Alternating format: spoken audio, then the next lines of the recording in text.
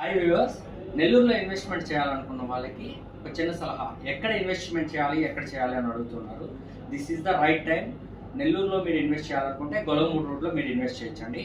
ఎందుకంటే మనకి ఇది నేషనల్ హైవే అనుకుంటే ఫస్ట్ వచ్చేది నెల్లూరులో గొలవమూడు రోడ్డు, ఆ తర్వాత వచ్చేది ముత్తుకూరు రోడ్డు, అల్లీపురము, మైపాడు రోడ్డు. ఇక్కడ ఎక్కడ చూసుకున్నా కానీ సుమారు 7 కిలోమీటర్ల మీద, అంటే 7 కిలోమీటర్ల దగ్గర ఎక్కడ చూసుకున్నా కానీ మినిమం 3 to 3.5 lakh ఉన్నాయి. అంటే నారాయణపేట, నరుకూరు, మిగతా అన్ని దగ్గర కూడా. ఒక గొలగమూడు రోడ్డు దగ్గరికి వచ్చే ఇంటికి మీకు 1.5 లక్ష, 1,70,000 లోపలే వచ్చేస్తున్నాయి ఒక అంకణం అనేది.